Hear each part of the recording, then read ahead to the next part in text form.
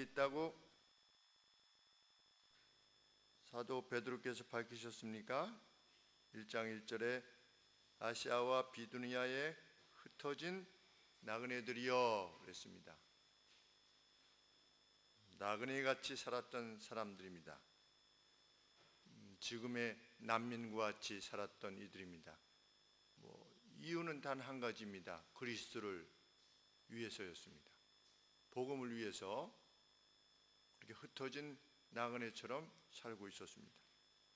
그런데 그런 그들에게 편지하는 사도 바울은 3장 17절 말씀과 같이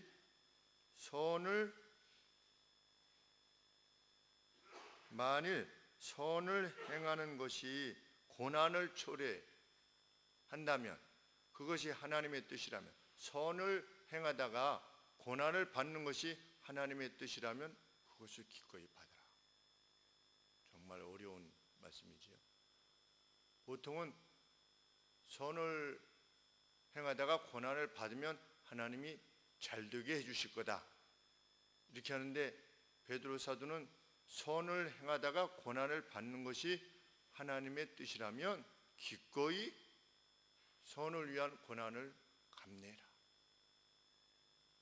그래서 조금 전에 복음병원에 가서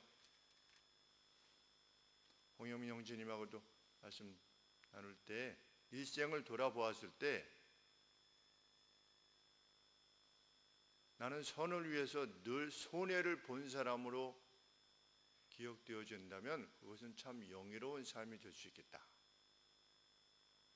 어떤 갈등 관계에 있었는데 상대의 평강을 위해서 내가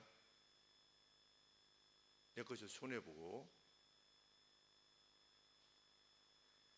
또 부부간의 갈등이 있어서도 화평을 위해서 늘 내가 손해보고, 그런 손해봄이 계속해서 일생 동안 점철된다면 이래도 80 저래도 80을 사는데 나중에 살아볼 때 나는 80년 동안 계속 대접만 받았다, 또는 80년 동안 계속 다른 사람들을 이용만 했다,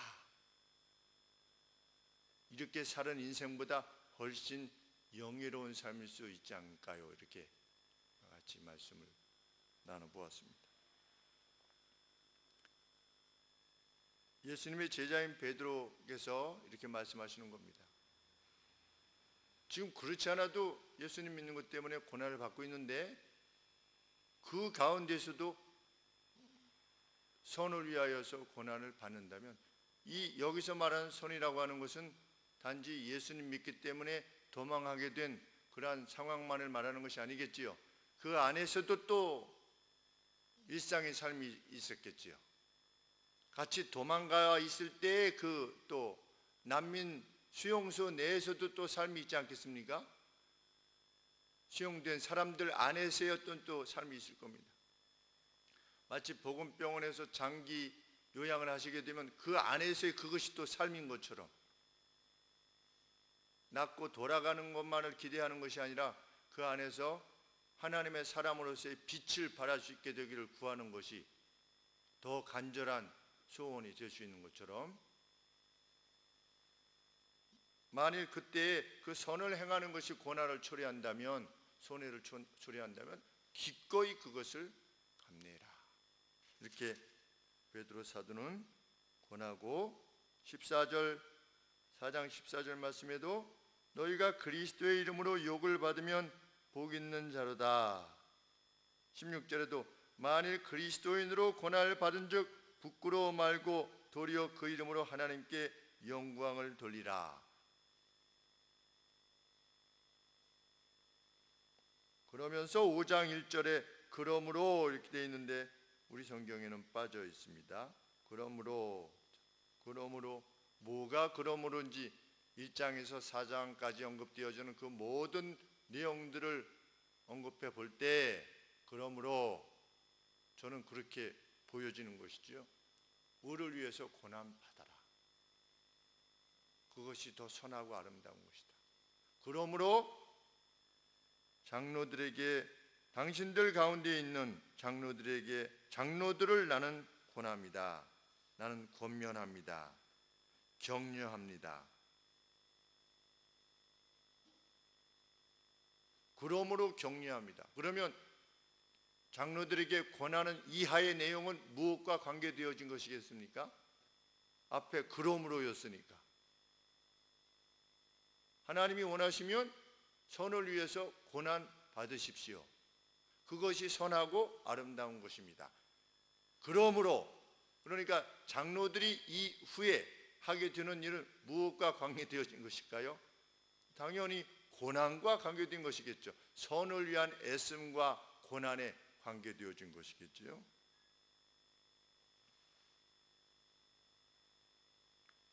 베드로는 무엇을 권합니까?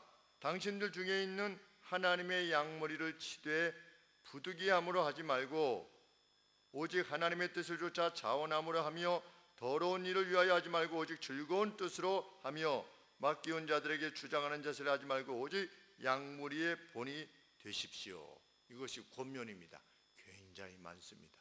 권면의 내용이, 그 개념이 얼마나 중요한지 알 수 없죠. 당신들 중에 있는 하나님의 양무리를 치되, 장로가, 이 장로는 물론 오늘 우리 교회들 내에 있는 장로님을 말하는 것이 아닙니다. 목사, 그러니까 목사에 해당되어지는, 오늘의 목사에 해당되어지는 내용입니다.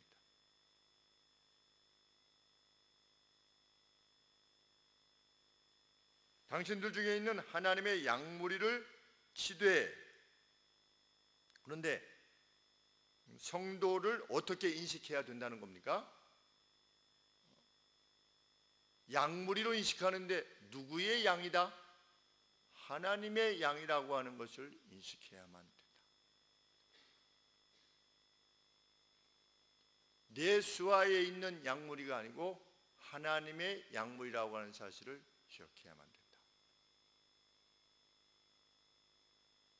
같은 차원에서의 장로님은 아니라 할지라도 오늘 그 누가 교회에서 장로라는 직분을 갖게 되었을 때, 또는 목사가 교회를 위임받아서 이끌어 가게 될 때 제일 먼저 인식해야 되는 것, 그것은 하나님의 양무리라는 것입니다.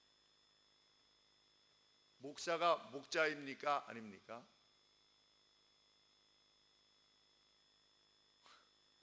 목사가 목자입니까? 아닙니까?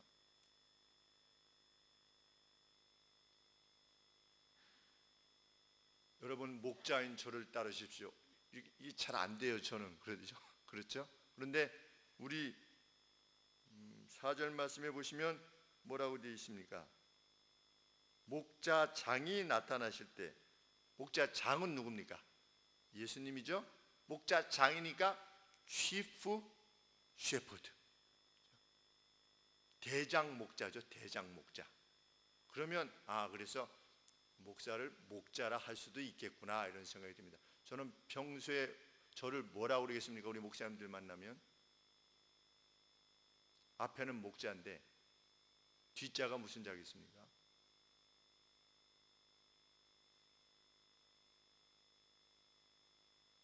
목자랑 비슷한데 목자하고 좀 급이 약간 떨어지는 목동, 그렇죠? 목동. 뭐가 다릅니까? 어떤 차원이 다르죠? 겸손한 게 다르고, 그렇죠? 어떤 차원에서 목자와 목동은 어떤 점이 좀 차이가 나는 것 같습니까? 알바. 네, 목동은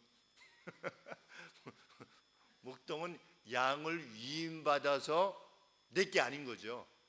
목동은 내게 아닌데, 목자는 내 것일 수도 있고, 또 계약을 맺고 또 다른 사람 것을 맡아서 해주기도 하는데, 예수님은 뭐라고 말씀하셨습니까? 예수님 당대의 목자는, 그 참 목자는 그것이 계약 관계에 의해서 내가 양을 맡았다 할지라도 그때 당시에 참 목자는 자기가 그렇게 위임받은 양을 위해서도 생명을 바쳤대요. 그래서 예수님은 나는 참된 목자라 이렇게 말씀하시는 것입니다.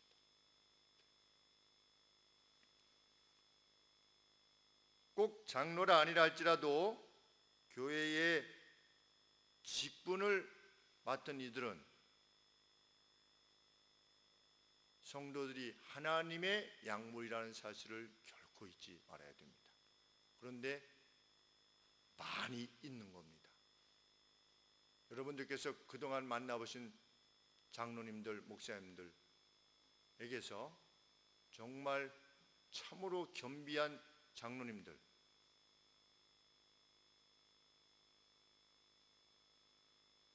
참으로 겸비한 하나님 앞에서의 장로님들은 자기 교회 성도님을 대할 때나 다른 교회 성도님을 대할 때나 어때야 됩니까? 같아야 되지요. 목사가 자기 교회 성도들을 대할 때나 지교회 다른 교회 성도를 뵐 때나 어떻습니까? 똑같아야 돼요. 왜? 하나님의 양이니까.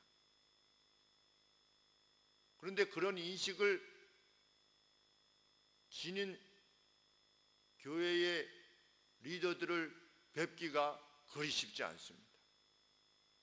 오히려 다른 교회 성도님을 대할 때 어떻게 됩니까? 감안을 해야죠. 그 쑥스러움을 감안하고, 그래서 더 마음을 다하여서 섬길 수 있는 그런 사람이 되어야죠.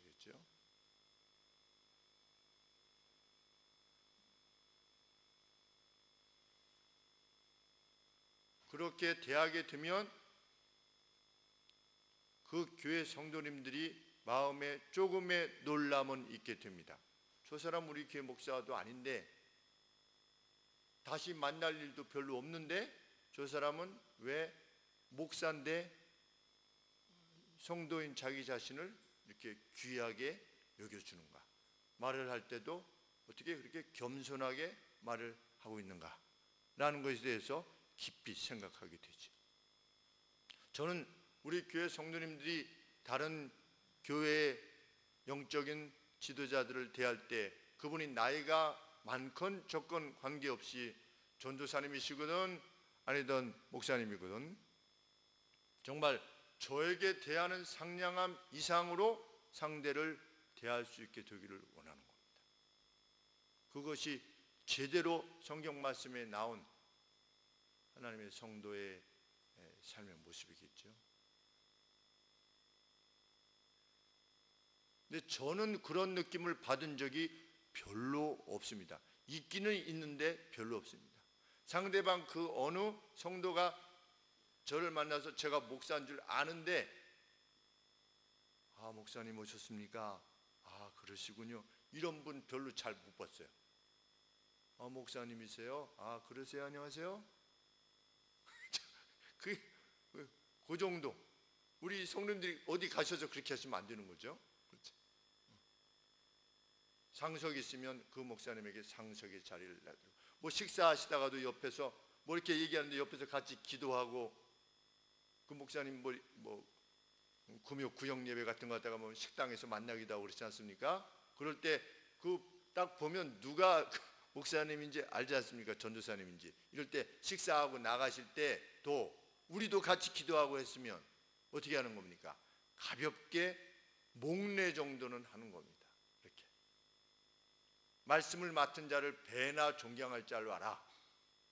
그것이 단지 자기 교회뿐만 아니라 하나님의 말씀을 맡은 자로서, 그것이 무엇입니까? 오늘 우리가 고백했던 유니버설 철치, 캐톨릭 철치입니다. 그것에 대한 분명한 이해를 지닌 사람은 그렇게 할 수 있습니다.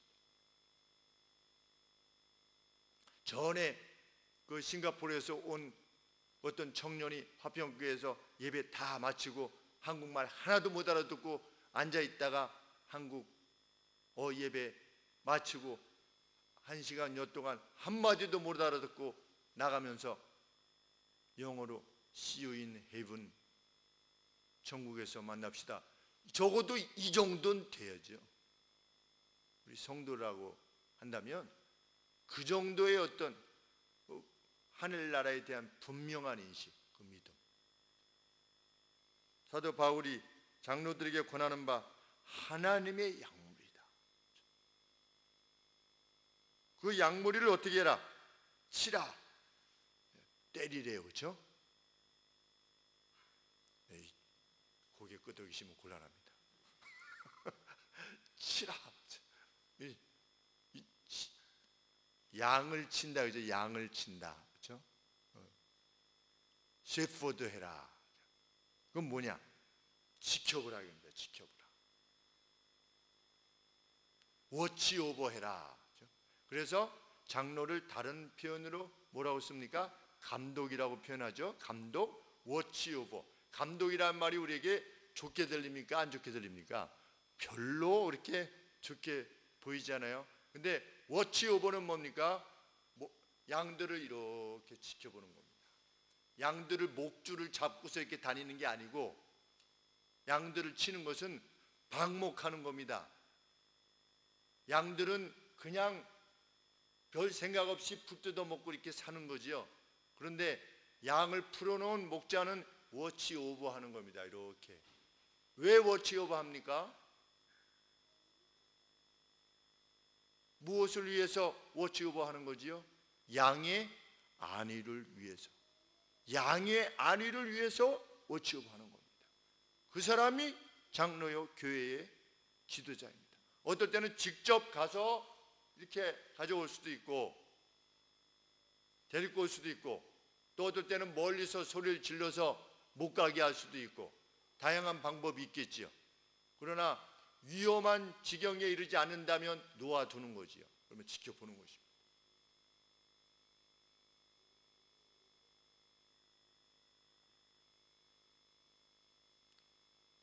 목자 없는 양 같은 그러한 영혼이 있지는 않은가, 이렇게 지켜보는 거죠. 그래서 교회에서 영적인 지도자들은 밥 먹을 때도 어떻게 하는 겁니까? 밥 먹을 때도 워치오버 하는 겁니다. 뭘 워치오버 하는 거죠? 우리 저 식당에서 밥 먹을 때 뭘 워치오버 하는 겁니까? 혼자 밥 먹는 사람이 혹시 있지는 않는가? 멀쩡하게 밥 먹다가 이렇게 앞에 사람들이 없어져가지고 혼자 남은 사람이 혹 있지는 않는가? 이거 살피는 겁니다. 그래서 밥 먹다가도 이렇게 살펴서 어떤 사람이 먼저 일어납니다. 다 일어나가지고 혼자 밥 먹기 때문에 어떻게 하는 거예요? 먹다 말고 어떻게 합니까? 글로 가는 겁니다. 그 사람이 누구냐? 그 사람이 양을 치는 사람입니다.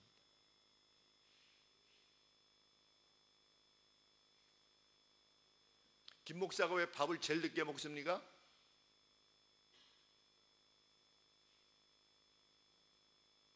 워치오버 하느라고 늦게 먹는 거죠. 그렇죠? 김 목사는 왜 배가 안 고프겠습니까? 저도 배가 고프지요. 왜 그런가? 일주일 만에 한 번씩 만나는데 그래도 누군가하고 말 한마디는 하고 가야 되잖아요. 누군가하고는 그래도 누군가하고는 따스한 인사 한 번이라도 하고 갈 수 있도록 해야 되지 않겠습니까? 워치오버 하는 거죠. 왜? 하나님의 양떼니까. 안 보이면 어떻게 하고? 문자라도 보내고, 아니면 전화라도 해서 어디 아프냐고, 왜 안 보이냐고. 우리 지금 한 4주 정도 안 나오는, 못 나온 영혼이 있는데 혹시 누군지 아시는 분, 우리 집사람 빼고, 우리 전도사님 빼고, 박 목사님 빼고, 누가 4주 빠졌을까요?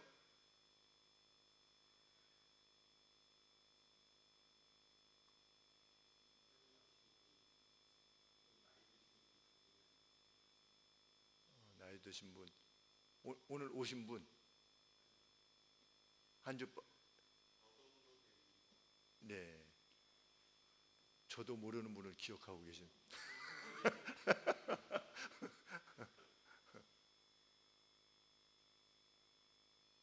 복용자매가 빠졌어요. 4주째. 그런데 자기가 빠졌는데 누군가 자기가 잘 알지도 못하는 사람한테 문자가 오는 겁니다. 부경자매 나 누군데 이렇게 안 보여서 잘 지내나? 뭐 문자 해봤어요. 잘 지내고 또 봐요. 이런 문자들이 한 적어도 10개 정도 온다. 워치 오버 하는 겁니다. 그래서 오래 기다리고 있는 겁니다. 지금 저희 교회가 장로님, 권사님을 오래 기다리고 있는 겁니다. 왜? 그렇게 하지 않고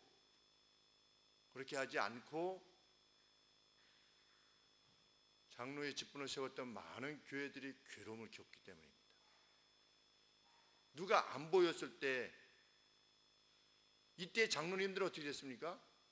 이때 이 서신을 받았던 장로님들은 다 순교한 겁니다.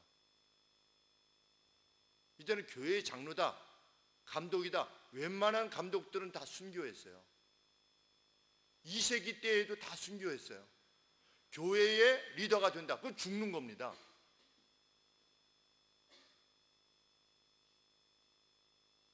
장로는 그냥 몇 년 다녔으면 조금 다른 사람보다 조금 더 봉사를 했으면 그렇게 세우는 것이 아니고 정말 워치오버 하느냐, 양을 바라보고 지켜보고 양의 안위를 위해서 자기의 생명을 바칠 수 있느냐. 왜? 치프 목자장이 오실 때 목자들에게 뭘 주는 겁니까? 상을 주는데 내가 돌보는, 나로 하여금 돌보게 하신 생명이 사느냐 죽느냐가 나의 돌봄과 관련되어 있다고 믿는 사람이 장로가 되어야 되는 겁니다.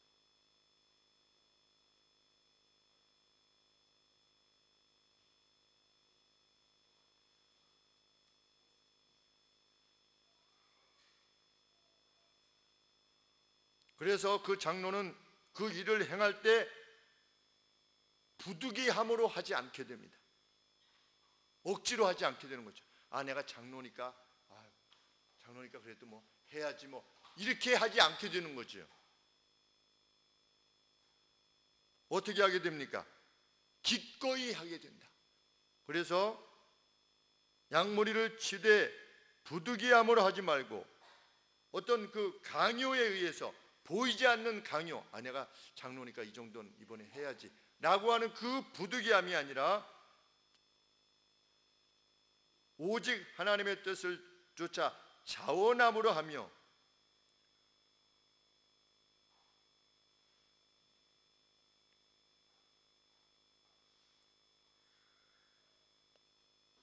또 자원함으로 행할 때 주목해 보게 되는 표현은 하나님의 뜻을 쫓아 그랬습니다. 하나님의 뜻을, 하나님의 의지를 쫓아 행해라. 하나님의 뜻이 아니면 그럼 뭐가 되겠습니까? 하나님의 뜻이 아니면 뭐가 되겠지요?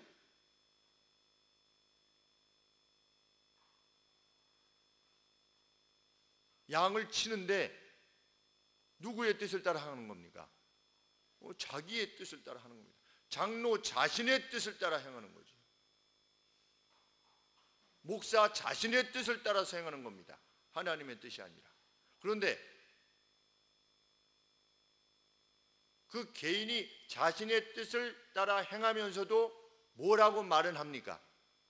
하나님의 뜻이라고 말하려 합니다. 이것이 문제지요. 그래서 장로는 어떻게 피택이 되어야 됩니까? 가르칠 수 있어야 됩니다. 뭐를? 말씀을 가르칠 수 있어야 돼요.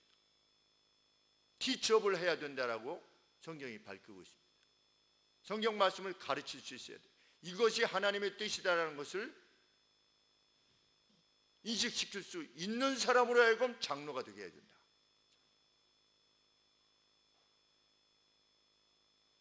그래서 저희 노회에도 장로님들 신학 교육, 노회 자체 내에서 신학 교육원을 이번에 만들었습니다.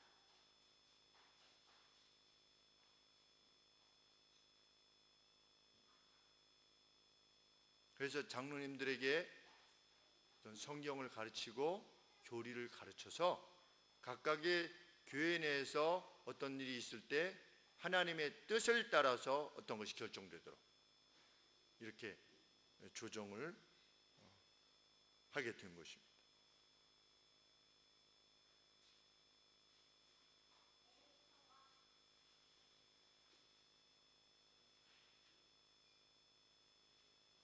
오직 하나님의 뜻을 조차 자원함으로 하며 더러운 이익을 위하여 하지 말고 오직 즐거운 뜻으로 하며, 그 내적 동기가 어떤 야비한 이익이 아니라 그 내적 동기가 성도들을 향한 열정이어야 된다. 자, 지금껏 무엇이 있습니까? 장로 양떼를 이렇게 워치오버하는 것, 그렇죠? 감독하는 것, 양떼의 안위를 위해서. 그 다음에 그 양이 누구 양이다? 하나님의 양이라고 하는 것. 그 다음에 누구의 뜻을 좇아서? 하나님의 뜻을 좇아서 행할 만큼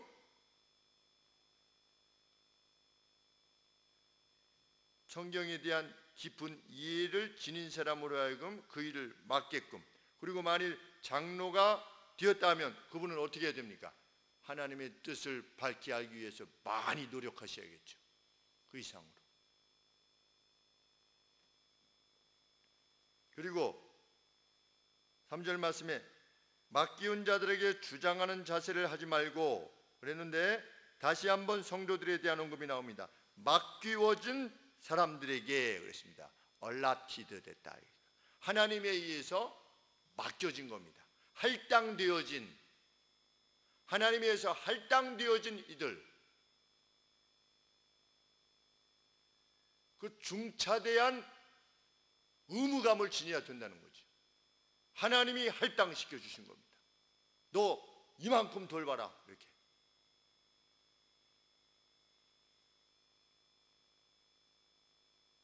그런 이들을 지배하는 태도로 하지 말고,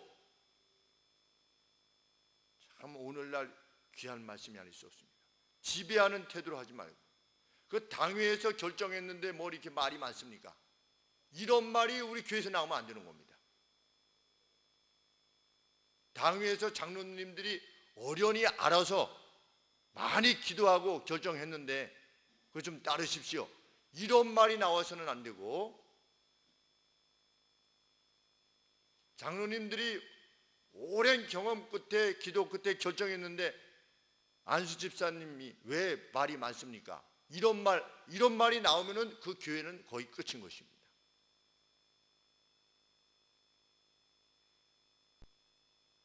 그게 무슨 자세냐? 주장하는 자세입니다.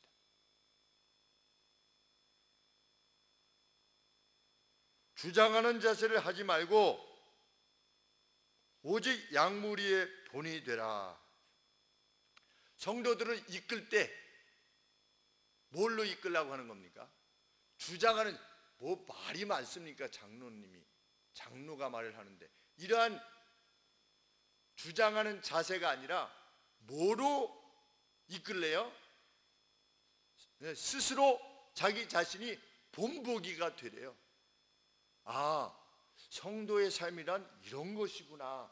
아, 저 장로님을 뵈니까, 저 목사님을 뵈니까, 저 권사님을 뵈니까, 아, 성도라고 하면 저것이구나. 이런 본보기를 통해서 양들을 이끌라는 거지. 얼마나 어려운 일이겠습니까? 잘 보이지도 않는데 본보기는. 말로 이끄는 것이 아니고 어떤 지위로 이끄는 것도 아니고, 도리어 양무리들의 본이 됨을 증명하라, 이렇게 되어 있습니다. 증명하라, 프루브해라. 당신들 자신이 양무리의 본이 된다고 하는 사실을 프루브해라. 그래서 사도 바울은 뭐라고 말했습니까? 내가 그리스도를 본받는 것 같이 너희도 나를 본받으라. 얼마나 어려운 말입니까? 그 말이 참. 그런데 사도행전의 사도 바울의 행함의 내용이나 또 사도 바울의 서신의 내용들을 보면 가슴에 막 와닿죠. 가슴에 막 와닿습니다. 사도 바울이 뭐라고 또 말씀하셨습니까? 심지어 내가 천국 못 가더라도 내 이스라엘 동족들이 천국에 가게 된다면 내가 천국에 들어가지 않는다 할지라도 내가 그것을 더 원한다. 뭐 말이야 할 수 있지. 그게 아니고 이 바울은 그런 말 한다는 것이 얼마나 무서운 말이라고 하는 것, 엄중한 말이라는 것을 아는 분이지요. 그렇기 때문에 그 말이 지닌 그 무게가 얼마나 큰지 알 수 없는 거예요. 나는 못 가더라도 이스라엘 동족은 갔으면 좋겠다. 그리고 제가 인상적으로 기억하는 내용은 사도 바울이 대제사장 앞에서 대제사장이 막 핍박하고 이러니까 이 사도 바울이 회칠한 무덤 같은 자요 막 이렇게 했습니다. 그 안에 막 썩은 냄새가 나는데 바깥에는 회를 칠하는 거죠. 이 회칠한 무덤 같은 자요 이렇게 하다가 옆에 있는 사람이 뭐라고 했습니까? 대제사장이다. 너 대제사장한테 그럴 수 있어? 이렇게 하니까 바로 사도 바울이 어떻게 합니까? 내가 몰라서 그랬다.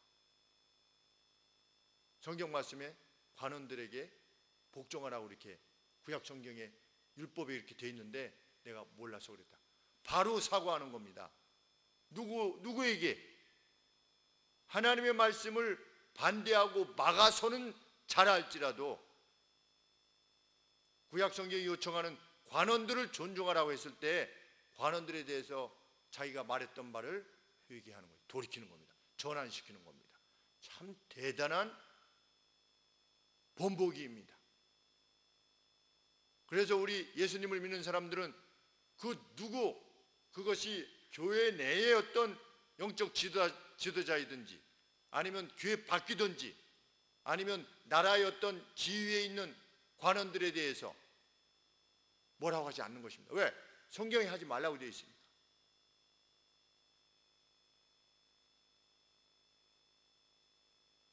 성도들은 장로님들이 그렇게 하는 면들을 봐야 되는 겁니다.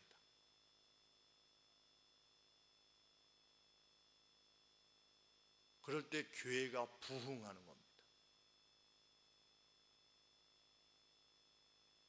정말 이것은 오전에도 말씀드렸지만 간절한 호소입니다. 장로님은 정말 준비되어져야 되고 이런 인식이 있는 분만이 장로님이 되셔야 됩니다.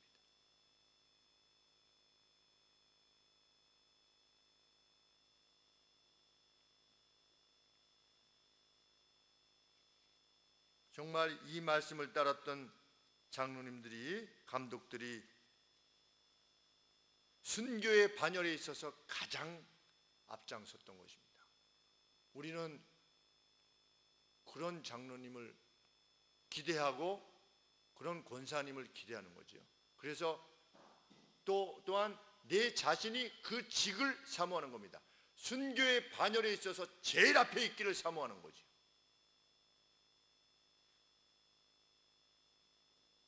이 장로님들이 그랬습니다. 전도할 때 제일 선봉에, 교회 어려운 일이 있을 때 제일 선봉에, 복음을 위해서 재난받고 있는 분이 있으면 제일 선봉에 서서 그리스도를 위하여서, 선을 위하여서 고난받는 것이 하나님의 뜻이라면 기꺼이 고난받고자 하는 것입니다. 이에 대한 약속이 무엇이라고 밝힙니까? 4절 말씀에 대장 목자가 나타나실 때 결코 쇠하지 않는 unfading 한다, 사라지지 않는 그러한 면류관을 받게 될 것이다. 그런 차원에서 5장 1절에서 처음에 부를 때 당신들 가운데 있는 장로들에게 고나니 나는 함께 장로된 펠로우 엘더입니다. 나는 펠로우 엘더입니다. 어떤 점에 있어서? 주를 위해서 고난받을 때, 목자장 나타나실 때 그로부터 영광의 면류관을 받을 것이라고 하는 인식에 있어서 같은 인식을 지닌 장로라는 겁니다. 나는 동료 장로입니다. 여러분, 동료 장로로서 여러분들에게 권합니다. 나는 내가 이러한 소망이 있듯이 당신들에게도 이러한 소망이 있는 줄 믿습니다 라고 기술해 나가는 겁니다.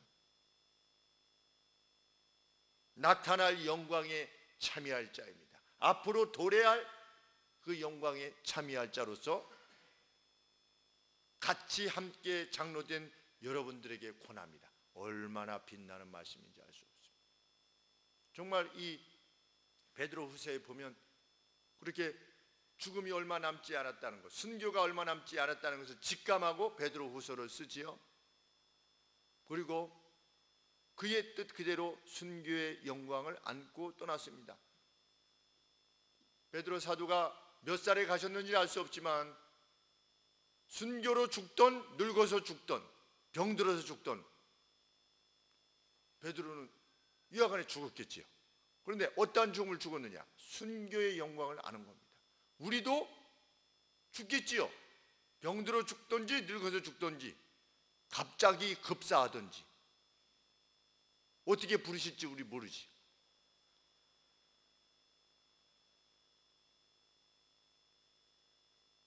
그런데 사는 날 선을 위해서 심지어 고난받기도 즐거워하는 이들로 살기를 원하는 것입니다. 우리는 이 직분을 사모할 수 있게 되기를 원합니다. 장로의 직분.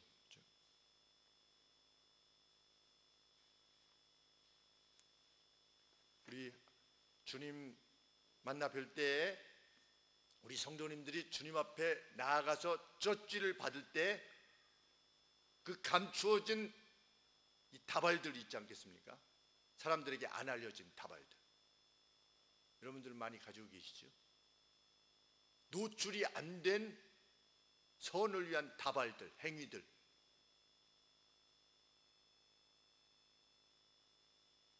도다지가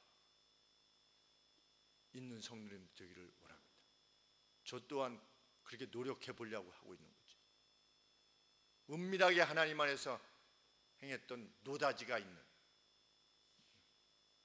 그것이 우리의 일생에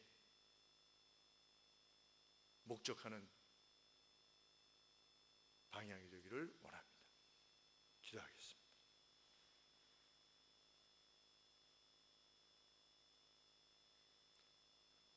주님, 이런 분들이 계셨기에 그 험난한 핍박의 시기를 거쳐서 그 복음이 여기까지 왔는 줄 믿습니다. 아버지, 토마스 선교사 대동강에서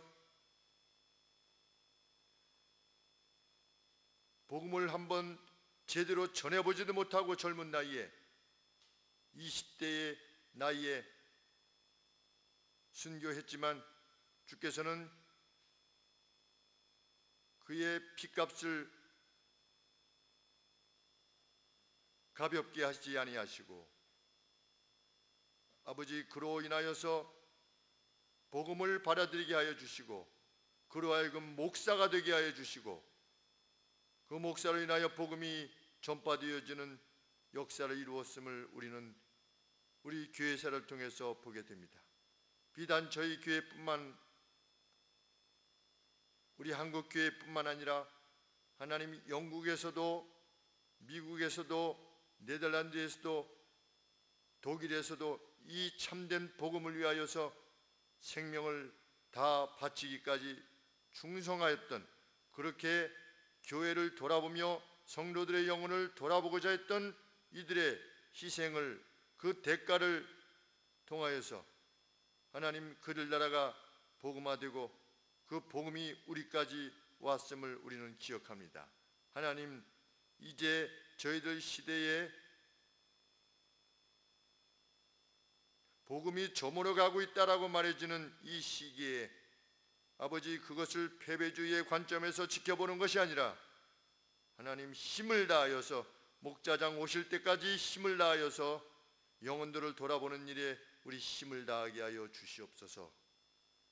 그리하여 교회의 부흥을 이루게 하여 주시옵시고 참된 기쁨을 알지 못하여서 이렇게 저렇게 살아가는 이들 영혼을 불러 모으게 하여 주시고 함께의 기쁨 안에 동참시키는 이 놀랍고 영광스러운 하나님 결코 그 가치가 세워지지 아니하는 영혼의 구원의 일에 저희들이 온 힘을 기울일 수 있게 하여 주옵소서. 아버지, 그 방주인, 그 생명의 방주인 이 교회를 든든하게 만듦에 있어서 말없이 수고하고 애쓰며 간절히 기도하고 계시는 우리 성도님들을 주께서 기억하여 주시옵소서. 사람들에게는 알려지지 않았으나 그들의 말없는 선행과 돌봄과 배려를 통하여 교회가 더욱더 든든해지며 하나님의 무리들이 더욱더 건강해지며 화평해지며 행복해질 때에 아버지 주께서는 그것을 일일이 다 기록하시며 참 주의 이름으로 냉수한 그릇을 대접한 것도 결단코 그 보상을 잃어버리지 아니할 것이라 말씀하신 말씀을 근거하여 마음속에 새로운 용기를 지니는 저희들 모두가 되게 하여 주옵소서. 또 나아가 엿새 동안을 삽니다. 하나님의 사람으로 영예로운 삶을 살다가 다시 만나게 하여 주시옵소서. 예수 그리스도 이름으로 기도합나이다.